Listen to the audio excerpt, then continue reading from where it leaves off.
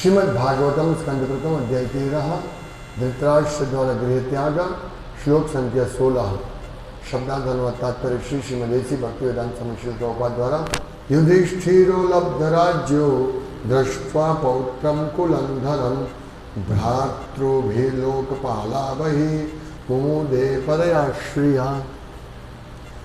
शब्दार्थ युधिष्ठिर ने लब्ध राज्य अपने पैतृक राज्य का अधिकारी होकर दृष्ट्वा देखकर पौत्रम नाती को कुलम धर्म वंश के अनुकूल भ्रातृभिः भाइयों से लोकपाला वही जो सभी पटु प्रशासक थे मुमुदे जीवन का भोग किया परया असामान्य श्रिया ऐश्वर्य से। अनुवाद अपना राज्य वापस पाकर तथा एक ऐसे पौत्र का जन्म देखकर जो उनके परिवार की प्रशस्त परंपरा को आगे चलाने में सक्षम था, महाराज युधिष्ठिर ने शांतिपूर्वक शासन चलाया और उन छोटे भाइयों के सहयोग से जो सारे के सारे कुशल प्रशासक थे असामान्य ऐश्वर्य का भोग किया। तात्पर्य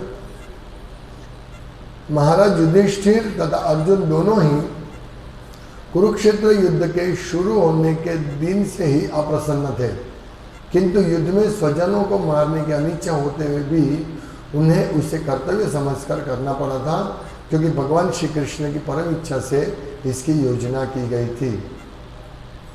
युद्ध के पश्चात महाराज युधिष्ठिर ऐसे सामूहिक संवाद से दुखी थे। एक तरफ पांडवों के बाद कुरुवंश को चलाने वाला कोई नहीं था। यदि एकमात्र आशा शेष थी तो वह पुत्रवधु उत्तरा के गर्भ में स्थित बालक था और उस पर भी अश्वत्थामा ने हमला कर दिया था, किंतु भगवान की कृपा से वह बालक बच गया था। अतएव सभी उपद्रवों के शांत होने पर तथा राज्य में शांति स्थापित होने पर और एकमात्र बचे हुए बालक परीक्षित को देखकर युधिष्ठिर संतुष्ट थे और सदैव क्षणिक और भ्रांत करने वाले भौतिक सुख के प्रति आकर्षण न होने पर भी मानव होने के कारण उन्हें कुछ चैन मिला था। बहुत उदास थे पांडव, सभी बहुत दुखी थे। इतना बड़ा संहार किया और युधिष्ठिर महाराज को राज्यासन पर बिठाया, लेकिन उनके पौत्र परीक्षित महाराज को भी अश्वत्थामा ने पूरा मारने का प्रयास किया, वो भी बच गया, लेकिन भगवान कृष्ण की कृपा से। तो हम सोच सकते हैं कि यहाँ इतना भारी संकट था, हाँ? लेकिन भगवान कृष्ण ने वो सभी संकट से महाराज युधिष्ठिर और पांडवों का रक्षण किया और अंत में कुछ आशा नहीं थी, सुख की कोई आशा नहीं थी, लेकिन भगवान कृष्ण ने ऐसा किया क्योंकि उनके शरणागत थे कि अभी क्या है, अपने भाइयों के सहयोग से जो सारे के सारे कुशल प्रशासक से और सामान्य ईश्वर का भोग किया। मतलब उनको एक कुछ दिख रहा था रास्ता, कोई रास्ता ही नहीं था उनके पास। बचपन में उन्होंने इतना दुख भुगता, युद्ध में इतने लोगों को उनके ही वजह से मारा गया ऐसा उनको लग रहा था, हालांकि वो कृष्ण की परम इच्छा थी। और लास्ट में पांडव वो अर्जुन के 5 पुत्र का भी कत्ल कर दिया, एक बचा, एक व्यक्ति बचा था। सोचिए अगर वो फिनिश हो जाता तो कुछ नहीं था। तो हम देखते हैं हमारे जीवन में भी ऐसी समस्या आती है कि हम चारों ओर से घिरे जाते हैं, हमारे पास कोई आशा की कोई किरण नहीं है और जनरली लोग ऐसा सोचते हैं अभी आत्महत्या ही करना है, सुसाइड, या कोई पाप कर्म करने लग जाते हैं, शराब पीता है, अगर टेंशन आता है तो शराब पीता है, या कुछ भी पाप कर्म करते हैं उनको रिलैक्स लेने के लिए। तो जब आशा नहीं होती है तो हमको ऐसा हो जाता है, हम बिल्कुल डिप्रेस हो जाते हैं, अभी क्या करें क्या करें। लेकिन यहां हम देखते हैं कि भगवान कृष्ण ने उनको जो पॉसिबल ही नहीं किसी और से, गर्भ हत्या कर दिया उन्होंने। अभी गर्भ में जाकर उसको बचाना, ब्रह्मास्त्र को फेल करना कौन कर सकता है? कोई आशा नहीं थी, लेकिन कृष्ण एक ऐसे थे जो उनको बचा लिया। तो यदि हमारे जीवन में अगर हम कृष्ण को ऐड करेंगे, कृष्ण को शरणागत होंगे, तो हमारे जीवन में कितनी भी समस्या क्यों नहीं आएगी, हम विचलित नहीं होंगे, हम डरेंगे नहीं। यही शिक्षा इससे प्राप्त करनी है। तो इनको कितना बड़ा टेंशन था। एक तो ये दुख था कि उनकी वजह से इतने लोग मर गए, अभी कोई वंशज नहीं बचने वाला था, लेकिन फिर भी पौत्र परीक्षित को बचाया माता के गर्भ में। तो यहाँ लिखा है कि अपना राज्य वापस पाकर तथा एक ऐसे पौत्र का जन्म देखकर जो उनके परिवार की प्रशस्त परंपरा को आगे चलाने में सक्षम था, महाराज युधिष्ठिर ने शांतिपूर्वक शासन चलाया। अभी वो शांत हो गए कि नहीं, वो इसलिए शांत नहीं कि उनको शासन करने को मिला, भोग करने को मिला, इसलिए वो शांत नहीं हुए थे। वो शांत इसलिए हुए कि उनके वहां एक पौत्र था जो उनके बाद सुशासन चलाएगा, इसीलिए शांतिपूर्वक शासन चलाया।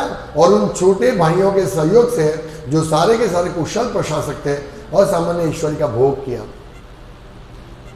तो हमें ये नहीं समझना चाहिए कि अभी उन्होंने देखा कि चलो अच्छा है, अभी बहुत राज्य अच्छा मिल रहा है तो भोग किया। नहीं, वो इतनी भारी समस्या में थे और वो समस्या से छुटकारा मिला कैसे कि अभी राज्य चलाने के लिए एक वंश को भगवान ने बचाया, इसीलिए वो शांतिपूर्वक शांत हो गए। समझिए बात। तो उनको पूरा कृष्ण पे विश्वास था, वो शुद्ध भक्त थे। यदि हम भी कृष्ण की शुद्ध भक्ति करेंगे तो हमारे जीवन में कितना भी समस्या क्यों ना आएगा। यदि हम कृष्ण की भक्ति करेंगे तो हम इतना आश्वस्त रहेंगे कि हमारा रास्ता निकल जाएगा। हमें सुसाइड करने की आवश्यकता नहीं है, हमें कोई नियम भंग करने की आवश्यकता नहीं, शराब पीने की आवश्यकता नहीं है, मांस खाने की आवश्यकता नहीं है, इलिसिट सेक्स करने की आवश्यकता नहीं है। बस धैर्य रखना है। धैर्य क्या रखना है? कृष्ण हमारा जरूर रक्षण करेंगे और कृष्ण की इच्छा होगी तो हम इस स्थिति से बाहर निकल जाएंगे, स्थिति से बाहर निकल जाएंगे। यही हमारा विश्वास, कृष्ण हमको बचाएंगे। ये शुद्ध भक्ति में इतनी ताकत है कि कृष्ण उनको सब स्थिति में से बचाएंगे और उनको ऐसी हिम्मत देंगे, शक्ति देंगे कि वो कोई गलत स्टेप नहीं, यानी सुसाइड का स्टेप नहीं ले। हम सब, हमारे जीवन में बहुत सारी समस्या आएगी, अभी आ रही है और आई थी, लेकिन हमें हिम्मत नहीं हारना है कभी भी। इससे यही शिक्षा प्राप्त करनी है कि भगवान अपने भक्तों का जरूर रक्षण करेंगे, तो हमारा अवश्य रक्षण होगा। हम अभी कैसे भी समस्या में क्यों ना हो, लेकिन भगवान हमारा रक्षण करेगा। और यही इसीलिए युधिष्ठिर महाराज को अपने रक्षण की शांति नहीं थी। ये तो हम बोल रहे हैं क्योंकि हमें पूर्ण विश्वास नहीं है, उनको तो कृष्ण पूर्ण विश्वास था और उनको तो प्रजा सुखी हो जाए और भगवत धाम जाए, इसीलिए एक ऐसा शासक मिला जो उनका पौत्र था परीक्षित महाराज, इसीलिए उन्होंने शांति प्राप्त की, उन्होंने शांतिपूर्वक राज्य किया। क्योंकि अब एक वारिस है जो हमारे जैसा ही आगे चलाएगा, जैसी भविष्यवाणी की गई थी, हमने पिछले अध्याय में देखा था।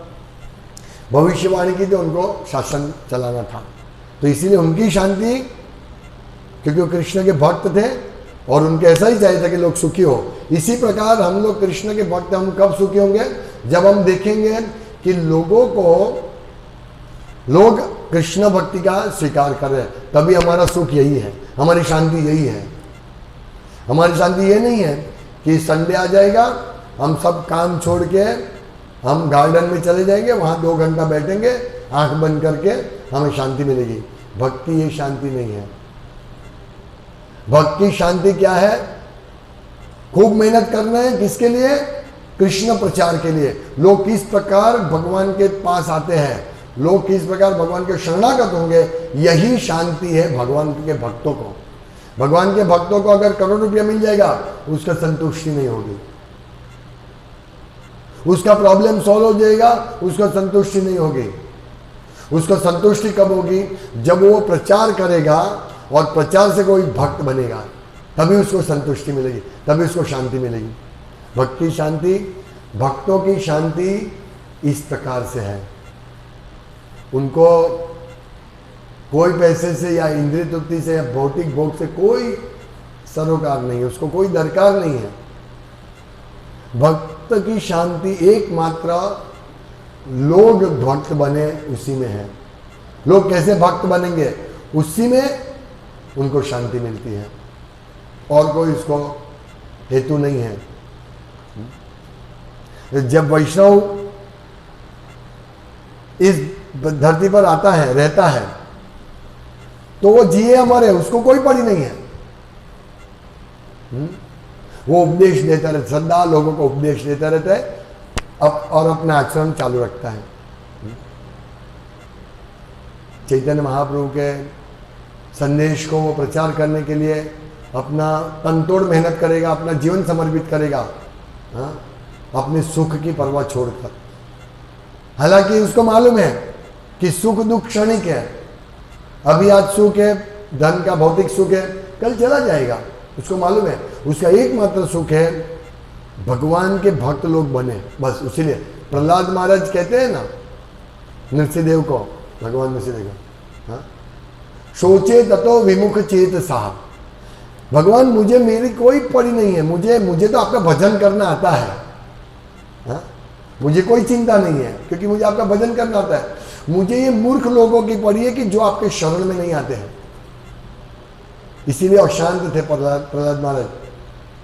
वैसे तो पूर्ण रूप से शांत थे, क्योंकि भगवान उनको दर्शन देने के लिए आए थे, उनको बचाने के लिए आए थे, उनको अपनी कुछ पड़ी नहीं थी। देखिए वो भगवान आते हैं, फिर भी प्रहलाद महाराज हाथ जोड़ के बोलते हैं, भगवान आप ये मेरे पिता हिरण्यकशिपु को माफ कीजिए। भगवान बोले मैंने तो उसको माफी कर दिया, क्योंकि तुम्हारा पिता है, मेरे स्पर्श से उसका सब पाप चला गया।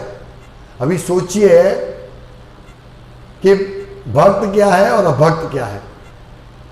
भक्त कितना भी उसके ऊपर दुख आता है, कितना भी उसको कोई पीड़ा देता है, क्या बोलते हैं, नहीं इसको माफ कर दो। प्रभुपाद कहते हैं जीसस क्राइस्ट, वो भी एक भक्त थे ना। उनको जब क्रॉस पे लटका दिया, उसको हाथ पे किला मारा, उसको मृत्यु मतलब मार रहे थे, तो उन्होंने बोला भगवान आप इसको माफ कर देना। उसको मालूम नहीं इसने क्या किया, और वो बोलते कि सबका पाप मुझे दे दो। ये है भक्त। भक्त को इसी में शांति है। भक्त एकदम जंगल में चला जाएगा, शांति से बैठेगा, उसमें उसकी शांति नहीं है। वो शहर में रहेगा, वर्णाश्रम में रहेगा, दुख सहन करेगा, और वही उसकी शांति है प्रचार करना, उसको चाहे कितना भी दुख मिले। इसीलिए भक्त लोग क्या करते हैं, सुबह से शाम चले जाते हैं प्रचार के लिए, उसी में उसकी शांति है। तो यही में सीखना है कि यहाँ क्या लिखे, एकमात्र बचे हुए बालक परीक्षित को देखकर युधिष्ठिर संतुष्ट थे। क्यों? क्योंकि वो शासन चला सकता है, लोगों का उद्धार कर सकता है, और सदैव क्षणिक और भ्रांत करने वाले भौतिक सुख के प्रति आकर्षण न होने पर भी मानव होने के कारण उन्हें कुछ चैन मिला था। उनको भौतिक इंद्रिय तृप्ति की कोई इच्छा नहीं थी। तो हम सबको भी ऐसे ही युधिष्ठिर महाराज, प्रहलाद महाराज का अनुसरण करना है कि हमारा कुछ भी हो, कोई प्रॉब्लम नहीं है, बस हम भगवान की सेवा में लगे रहे और प्रचार करते रहे। हरे कृष्ण। श्रीमद् भागवतम की जय, श्रील प्रभुपाद की जय।